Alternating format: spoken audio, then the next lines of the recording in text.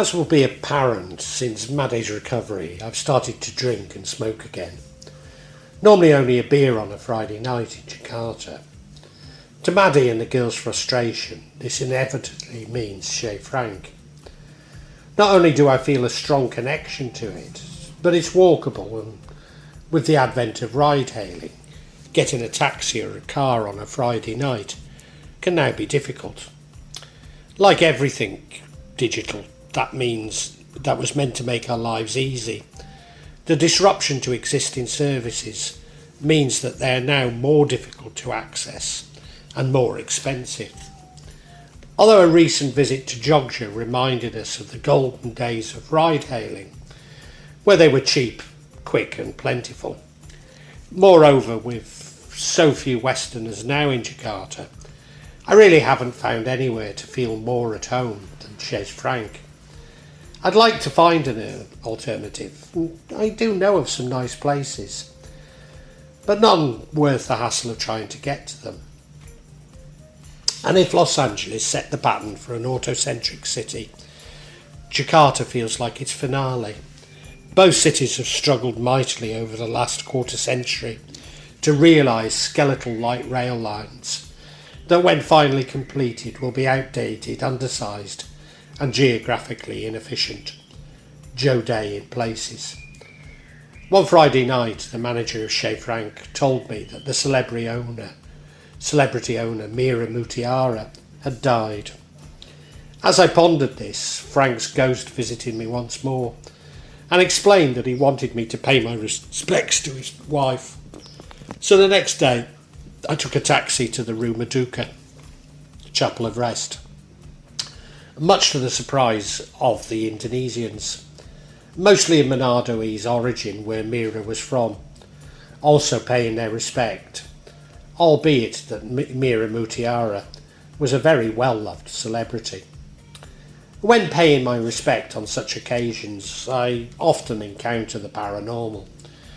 Most often it's simply the ghost of the deceased, sometimes asking my advice on moving on. Although rarely do they talk about moving on, as they're a little confused as to what they're supposed to do and anxious about what they've left behind. Or just occasionally I'm made aware of foul play in their demise, and less rarely am confronted by an entity, which most Indonesians would call a jinn. In fact, not long after Maddie was made aware of foul play in the death of one of our neighbours in Java in a road accident, it was made clear to her who was behind it. Worse still, it was the father-in-law, and he'd picked his next victim, his own granddaughter. We've no idea why, but there was certainly a bad atmosphere around their homes. Fortunately, Mira was serene, as was her Rumah Duka. As I left the Rumah Duka and the hospital, I was disturbed by those telltale signs of pains in the neck, which normally I would identify as a black magic attack. Rather than a ghost, but could not be sure. I don't believe for 1 minute it was related to Mira, but from another room at the Rumah Duka. After all, it was an army hospital and likely to contain many troubled souls. Maybe it was me distracted by fighting the attack, but I had real difficulty in getting a car to take me home. As I say, this is becoming an increasing problem in Jakarta, always at the least convenient times and places. I cannot remember this paranormal experience lasting, as I've now become quite adept at removing minor attacks from me. When visiting Chez Frank, the ghost of Frank seemed pleased with me, although I was indebted to him for his help when I first became aware of the paranormal. But somehow I think he's still there keeping an eye on me. It also won me a degree of favour from the family and management of Chez Frank's. Maybe another reason why I feel loyalty to the bar. Actually, I say that my family are fed up with Chez Frank, but I think they also feel, like me, that we're yet to find somewhere better. Certainly after paying for taxis, all the alternatives are at least twice the price, and not twice as good.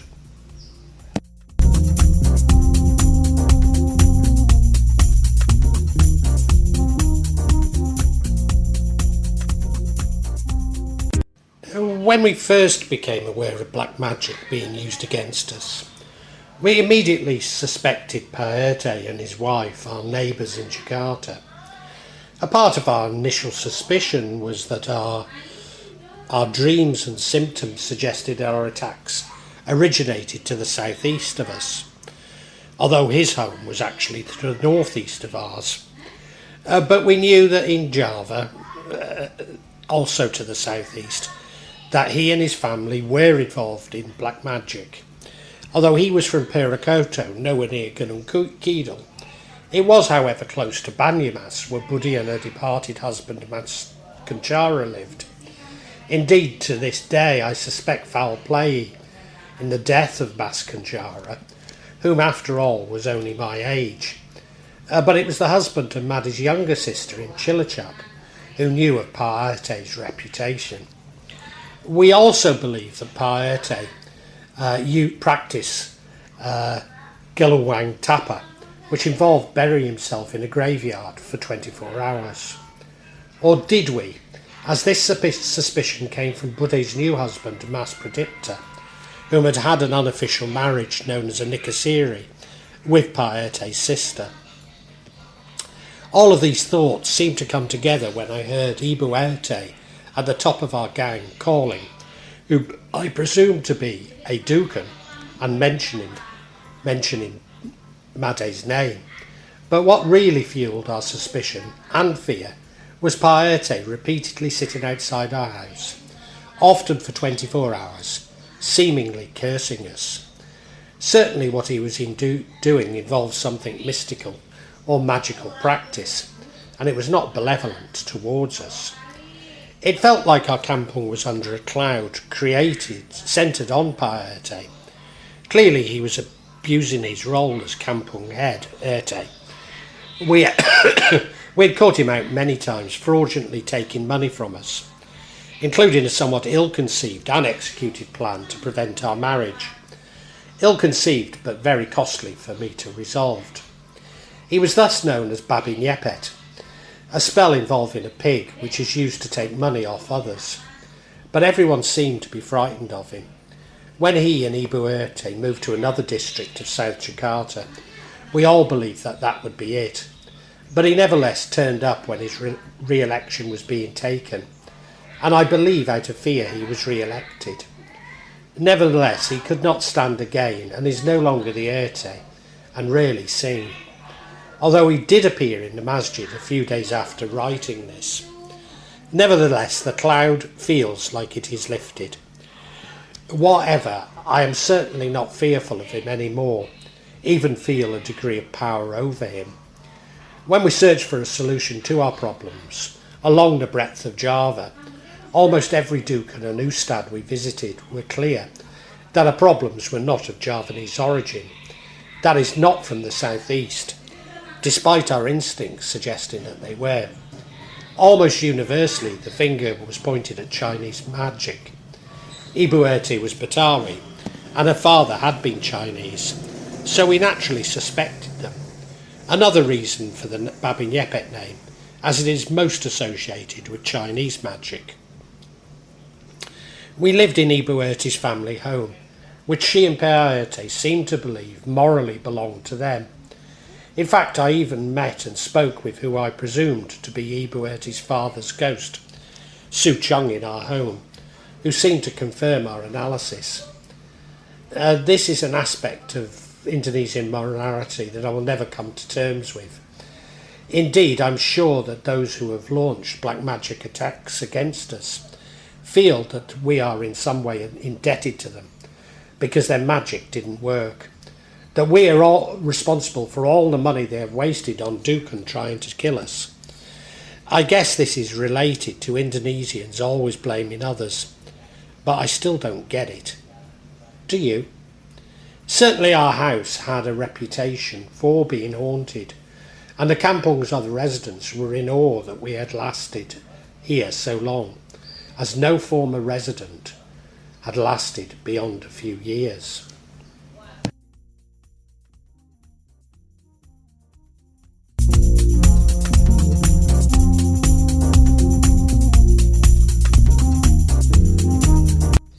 Nevertheless, before Maddie lost her mind, we began to realise that Paete was something of a diversion. He seemed to be working with our other neighbours, Omuni and his wife, Barani, whose house was to our south-east. Early on, Maddie had seen Annie placing lipstick-stained tissues under my pillow. She had regularly swept outside the perimeter of our home with what we assumed was water from a graveyard. But what I didn't know at the time was that it was a spell to separate Maddie and I. There was no doubt that Omuni was using black magic, even the Pasugian spell, meaning the use of black magic to create wealth involving a blood sacrifice, along with a sacrificed burung chimani, a black bird rather than an actual black bird. We had seen a painting of a tree when he built his new house, and later found the same painting on the roof of ours. Then he planted a similar tree outside our house. Maddie had smelt the evidence of black magic when visiting his home, and spotted a Gondawaro, a large black ghost. Gondawaro are always associated with black magic and often death in Indonesia. And Maddie always spots Gondawaro when people are using the Pasugian spell. Certainly Omuni had become rich from polishing pearls and making jewellery, and in keeping with the Pasugian spell, did not really show his wealth, apart from building his new home. Rather a lovely home for a former parking attendant from Solo, and far more wealth than seems credible from polishing pearls. We slowly began to believe that Omuni was our main adversary. He clearly had far more magical powers than Paete, and was in all likelihood paying Paete to do his bit. But this was at best a diversion. Nevertheless, slowly even Omuni no longer seemed to be our main problem, and like Paete, I am no longer fearful of him. Even I had managed to reverse the roles. I'd never used black magic and no longer even send spells back. Although there was a small problem a few years ago, and we knew it had sent by Barney, but nothing we could not deal with. The brave man is not he who does not feel afraid, but he who conquers that fear. Nelson Mandela.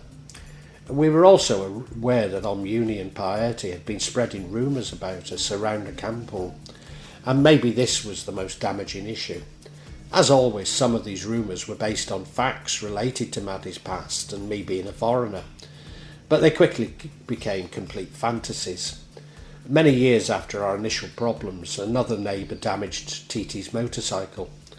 Like her mother, Titi is a lovely girl who wished no one harm, so the damage had to be a result of malicious gossip. In any case, what possible reason can there be for willfully damaging a 20-year-old girl's motorcycle? Furthermore, this was the neighbour who had been dealing in drugs, and I contributed to his fines. Needless to say, I was never thanked nor repaid, unless you consider damaging my daughter's motorcycle as a repayment for my generosity. Slowly I began to realise that one such rumour was that Maddie was using black magic to kill me. Certainly when the imam from the local masjid removed an entity from me, his attitude seemed frosty towards Maddie. Despite being a good friend of Paete from their days at Pirakoto, I'm not suspicious of him, although Maddie was. In fact, now he's become very friendly towards Maddie and myself, but not so close as to discuss all that had happened. In many respects, this represents how our status has risen in the kampung. At the masjid, I'm greeted as an old friend and often pushed to the front of the worshippers, even being an imam when things are quiet. Almost as though we are heroes for having defeated magic and detached the kampung from this cloud.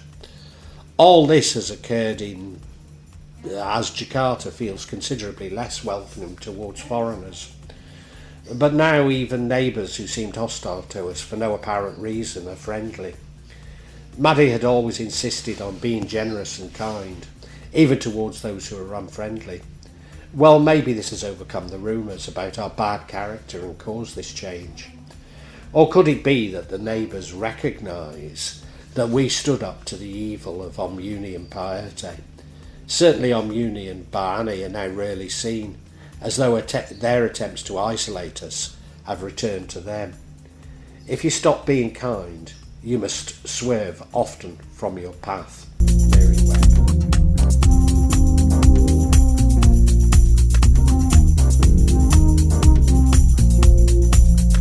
The feelings that Maddie had once been seen as the source of the black magic also led me to contemplate whether much that we'd experienced was counterattacks in what was seen as Maddie's mischief. The piety and Omuni were also experiencing the effects of black magic, and much had been in retaliation. I'm not attempting to reframe them as saints. Both do use black magic, but where many of the problems are a response to them also suffering from black magic. Both have also engaged in mischief, including magic to part me from my perceived wealth. But now I find it hard to believe that either was so powerful as to make Maddie lose her mind. The same could be said of the various dukans and ustads we sought help from. All seemed to make Maddie's condition worse. I have no doubt that some were mischievous, others simply greedy and were taking our money, but out of their depth and unable to help. Whilst I believe some had been genuine and simply did not have the correct tools to deal with all that they were experiencing, but in common with most Asian people, would not be willing to lose face by admitting not being able to help us. Given how our perceptions have shifted, could it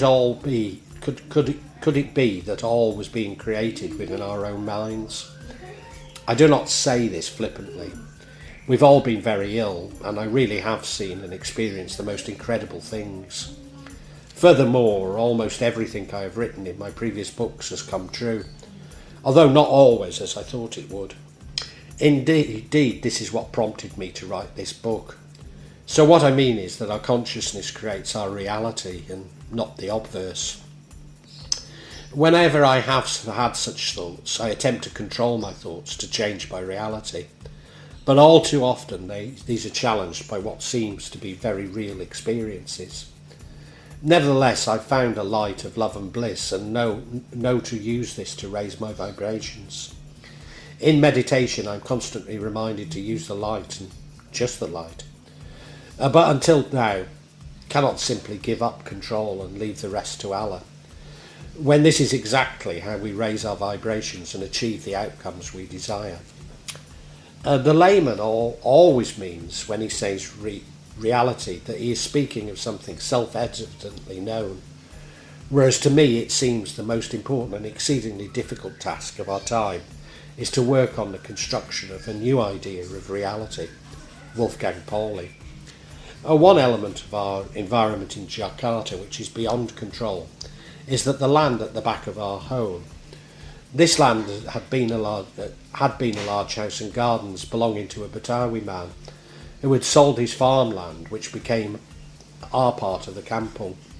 What this meant was that we were able to look through our rear window onto a lovely green space, something which is rare, to be nearly unheard of in Jakarta.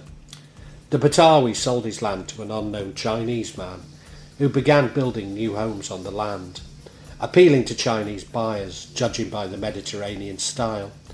But in order to construct these, he had to build a house for his workers, completely blocking the view from Widiati's and one of our bedroom windows. I say completely blocking, and I mean that all we can see is a wall only a few centimetres from our window. What's more, this has caused damp in these walls, which we are now unable to access to effect a repair. This may all sound impossible to Western readers, but lacking effective planning regulations is completely legal in Indonesia.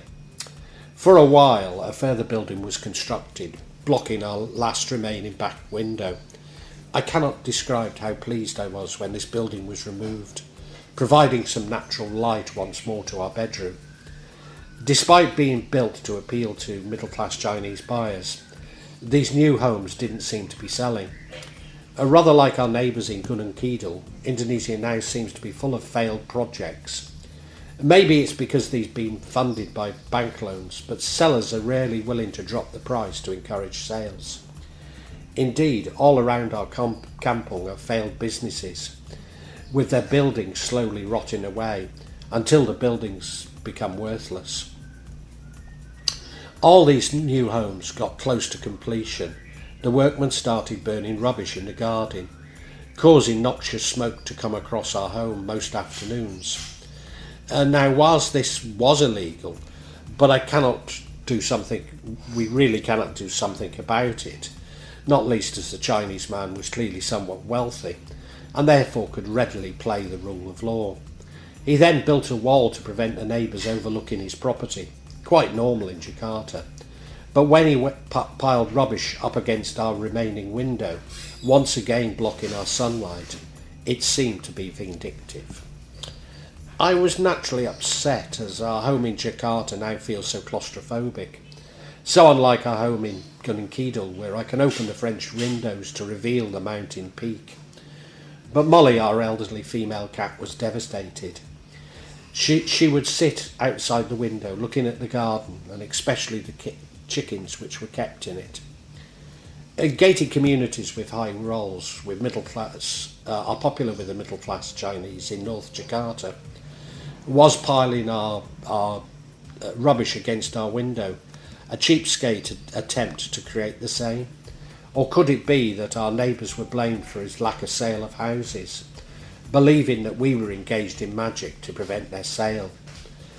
I've lived in Jakarta long enough to consider this equally plausible, and never having met the man, I'm unlikely to ever find out the truth.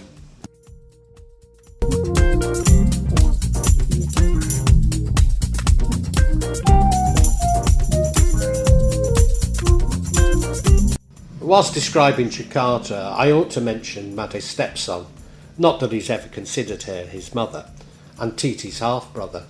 Like his father, he's more than a little untrustworthy, having fraudulently taken Titi's legacy from her father, from her. He is also into his second marriage, but always seems to be getting into problems. Indeed, his wife spent time in prison, having been involved in a fraud over pilgrimage to Hajj, not uncommon in Indonesia. Well, it would now seem that he might also serve time.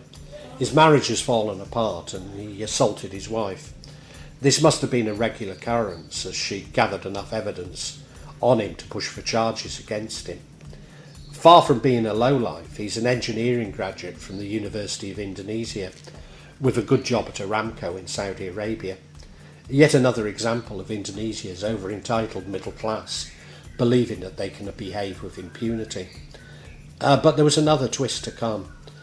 Titi had paid his ex-wife for a hotel and makeover for Titi's graduation ceremony. The ceremony was in Sentul, the mountains just south of Jakarta. We were all ready to leave for the hotel, but we found that his ex-wife had simply pocketed the money. All the hotels were now full. We could still attend the graduation by getting up early and the following day. But this was a day now ruined by Indonesia's entitled middle class, leaving Titi in tears for many, many hours. Eventually we got a hotel in Bogor and Titi got a makeover, but not without some incredible stress. As it happens, the entire graduation ceremony was a huge disaster. Despite Titi having attended, well, actually she didn't, thanks to the health crisis. Her course was online, the best business university in Indonesia. The events management was a complete disaster, ruining her and 4,611 others' special day. Yes, 4,611 graduates and their families, so maybe between 20,000 and 50,000 people descended on Sentul, which simply isn't designed for such an influx, having a population of around 10,000, creating huge tailbacks on the toll access to Sentul. But also on the toll road between Jakarta and Bogor. It would have been sensible to stagger the graduation ceremony across 4 days, but of course this would have cut into the university's profits.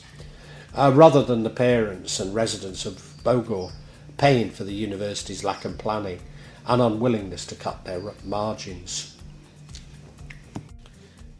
During my writing of this, I felt a strong urge to meet with my old friend Nicky. Nicky was a true gentleman of Chinese-Indonesian heritage and extremely wealthy from having sold off family land. In fact, I seem to think that he was some way related to Mira Mutiara, possibly via his Manado-E's wife. Being well connected with Indonesia's business and political elite, I cannot claim that everything Nicky was involved in was always ethical. In fact, it was through Nicky that my blindfold was lifted on just how manipulative and devious business and politics are in the real world, and Indonesia in particular. However, Nicky was an international business lawyer, and what I can say is that Nicky would always have acted ethically and professionally himself. Yes, Nicky was a good man, seeing the best in everyone. I recall an amusing story about Nicky. We had a meeting at the British Embassy, and my taxi was, as my taxi pulled up, it was approached by security to say not that we were not allowed to park in front of the embassy, nor could we stop. After I alighted down the road and walked back to the embassy, I spotted an all-black Mercedes with black windows parked right there where there was no stopping. No sooner had I done so and Nicky jumped out and greeted me. Yes, everyone knew he was an important part of Jakarta's community. When we were experiencing our problems, he developed diabetes and spent a near fortune in Australia on stem cell treatment to no avail. I did meet with him after he had retired from his business hobbies, and we had a lovely time simply discussing our times together. But Nicky became progressively worse and then wheelchair bound and eventually housebound. I wasn't in Jakarta often, and certainly during a health crisis he was reluctant to meet should he become infected. I determined that I would force him to meet me at his home. I've no idea why, but somehow I felt it was my last opportunity to see him. I sent him a message to begin my plan, but got no answer. Eventually his account showed that he died. I cannot say on the day I felt this urge, but certainly the strong urge would have been around the time of his funeral. God bless you, Nicky.